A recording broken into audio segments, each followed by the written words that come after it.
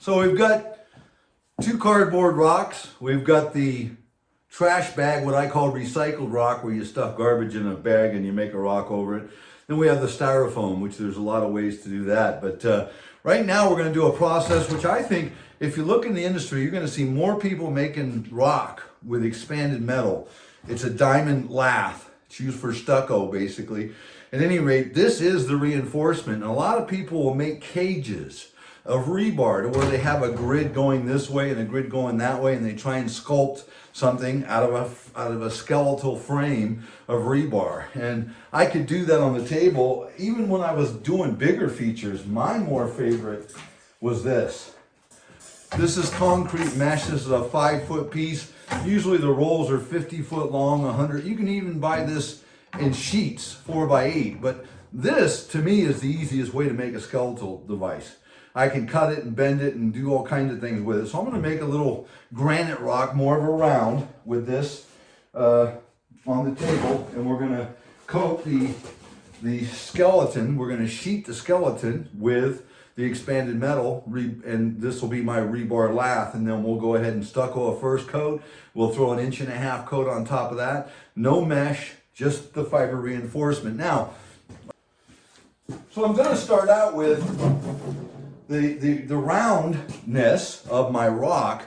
This is flat and straight. So what I'm going to do is I'm just going to bend it a little bit on the table to get somewhat of a more roundish effect out of it.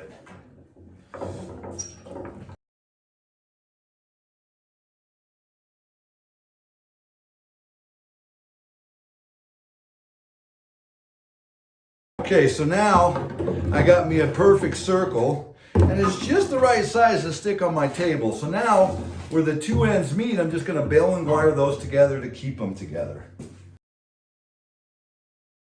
Whenever you tie a piece of mesh, or you're using baling wire, you're going to make what I would call a bobby pin, you know, just a bobby pin. And you take that and you go around the material and you make a contact where it, and then you twist it.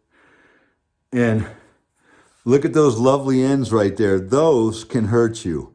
Usually I want to put this to the inside. So I'm tying from the inside as much as possible and wrapping that. And then I can leave that discarded. I don't have to worry about it. When you're troweling the mud on, I call it stuccoing. That's going to get you an impediment. It's going to be a speed bump, and it's going to stop your flow of troweling. So if you are going to do it from the outside, I'll show you. We'll lay this thing down and make it to where it's safe, to where people aren't getting hurt, and the troweling is being done with an unimpeded motion.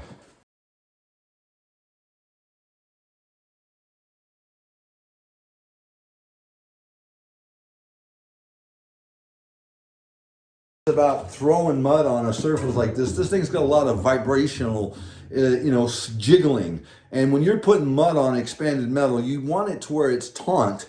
It's not moving. So bracing the structure where it's not rocking all over the place is a good thing.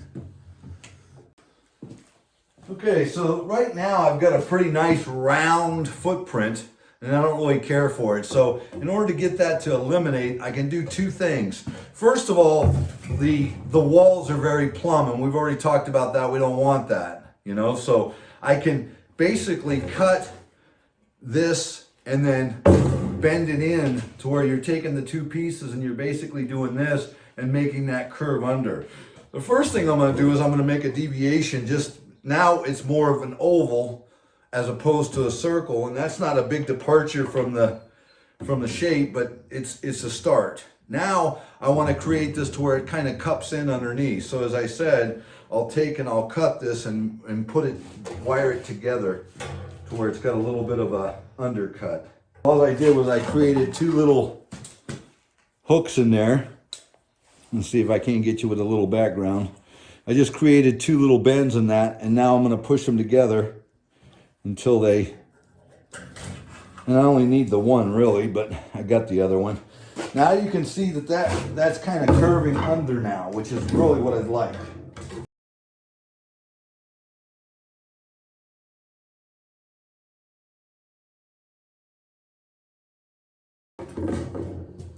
we've got us a skeleton. And again, in this stage here, if I don't like the shape of this, I can come away from it with the expanded metal to create isolated pop out. I can also cut it and rewire it and do all kinds of things, but that's the bulk shape of our rock. Okay, I've just made a few little bobby pins here that will stick through, and then once they're through, we'll twist tie them together. And again, we're gonna stick them in from the outside out and twist tie. Because we can actually lay this thing over, we can actually get it from inside for most of it. Then we're gonna go into another modality where I show you from the outside. This is a piece of expanded metal. I've had it sitting outside the shop for years.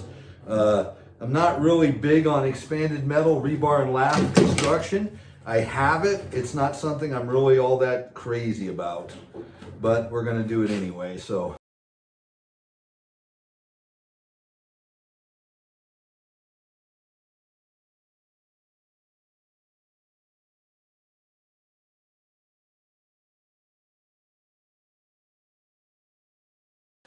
Now, where you can't get in, I can still reach my hand in, but what we've always done to work from the outside, which is what we didn't want to do per se, but you create a bobby pin that'll allow you to go through, hook around the wire, and then pull back out, and now you can twist tie right there. So you leave a longer piece, but you're just making this about, your palm's about 4 inches, so that's about 4 inches, and you kind of make a tight bobby pin there.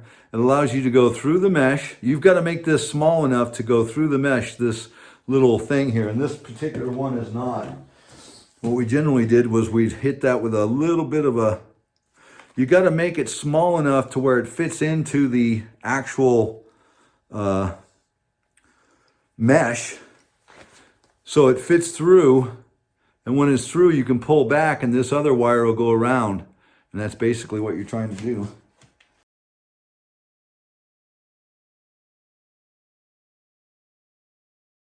Okay, now at this point what I'm trying to do is just to lay down, like this area right here has a lap, and I'm just trying to tighten that to the surface to where it's not going to be raised up. I want a unified surface that doesn't have any lips on it. Again, at this stage, if you like the bulk shape, then it's time for mud. If you don't like the bulk shape, if it looks a little odd, then you need to fix that. Right now, we're leaving the stage of formation of the bulk shape, and we're going into mudding. So now's the time to critique this. You don't leave this section until you're happy with your bulk shape. And I'm pretty happy, so let's get to mudding.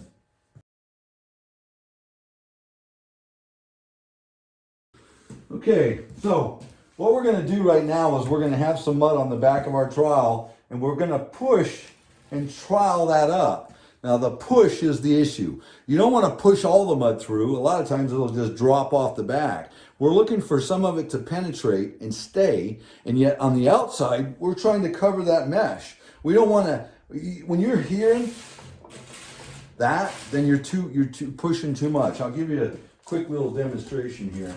And again, this thing is wiggling, so it's not a good thing, but I'm just trying to, see how I'm not seeing the mesh out here? I'm just trying to push that on to where I'm getting some penetration, and when I get done, I'll turn it over to the side there to where you can see it. And now, hopefully this won't fall off. It shouldn't. You can see in there, that's pushed through. You can see how and that's what you're trying to do, is to get that to push through enough to where you're coated on the outside and you got some mud on the inside. That's the perfect scenario. As I always do, I'm going to start off at the base and just go around just to kind of lock this to the table.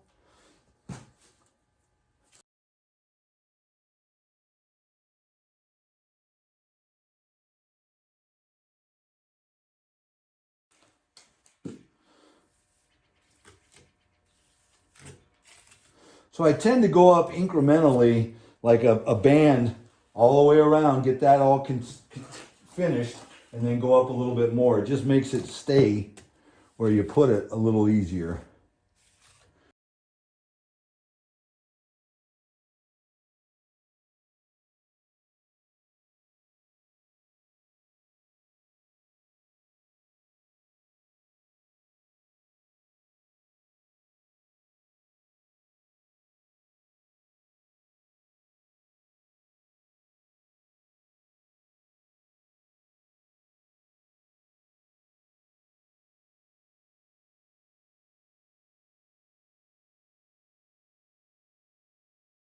Okay, so the expanded metal has been covered one time.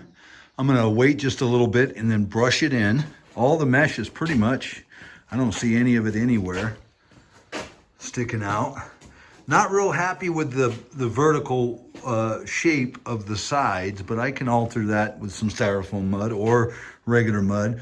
This is just a quick little video on how to do expanded metal. So the bulk shape of it, I don't really care. It's gonna get splattered, textured, and then over on the side of my bank with the rock wall. But right now, that's the first coat. Next, tomorrow, we're just gonna coat it with about an inch of regular mortar. No fiber, no glue, no mesh, nothing. The expanded metal is gonna be the reinforcement for this rock, and it'll be tough. We'll see you tomorrow.